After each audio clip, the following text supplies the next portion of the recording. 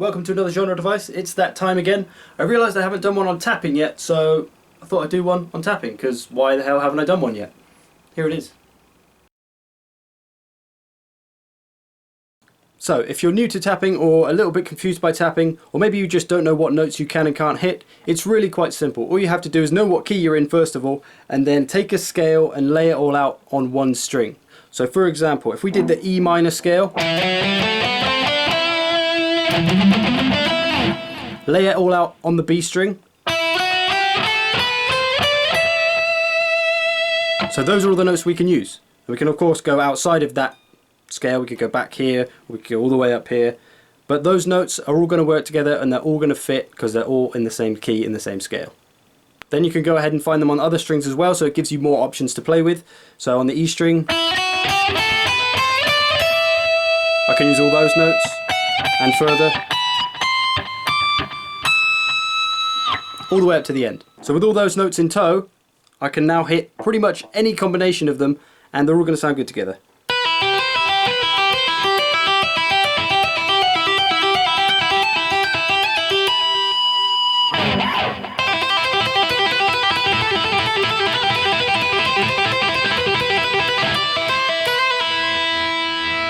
And then it's just a case of deciding how you want to play them, because there's hundreds of different ways that you could play them. So you could go by moving this hand around and keeping this hand the same. So I'm just going to do this with that hand and then move this one around.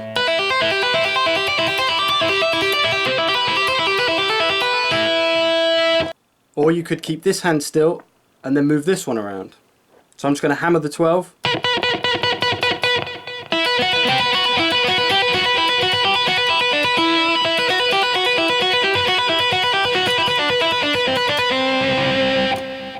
Or you could move both hands a little bit. So I'm going to go 15, 14 on this one, and then move this one around as well.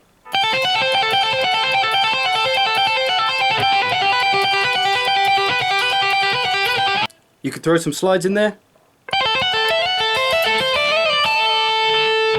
A thing that I like to do is like a slidey trill. So if I'm going to go from 12 to 13 and back to 12, all in one go, really quickly in slides. Like that. With a pull off up here as well.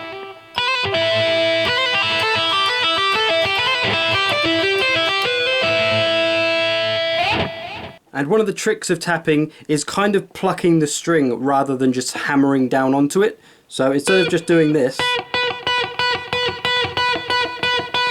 that sounds okay but not that great. You either want to pluck the string either up or down. So with that, I'm kind of pushing down this way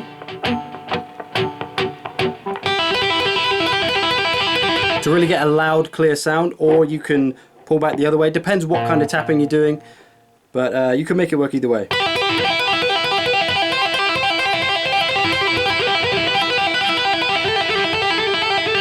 But see, that's me pulling this way, kind of pulling back on it. So you're not really hammering down. Just a little pull upwards so that you're kind of plucking the string and it gives it a much louder, clearer pull off sound. But in some places though, just a simple hammer on is sufficient, to be honest.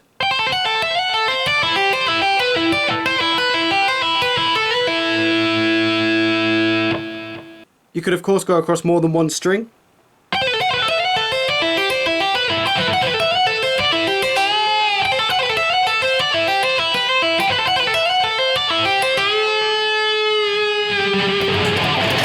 And of course don't forget about the low strings as well.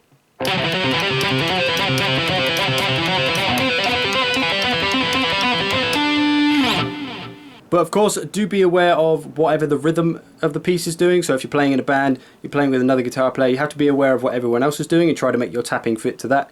Because otherwise if you just play random stuff over the top of what they're doing, it might sound terrible. In some cases it might sound okay, but it also might sound terrible. So just be aware of it. If you've got some chords going underneath,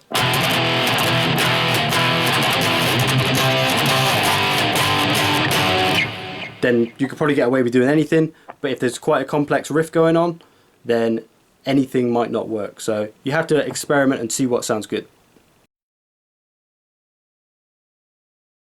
And with regards to application of tapping, as I said, you have to try and make it fit to what everyone else is doing. Don't be too overcomplicated, because things can easily start to sound messy.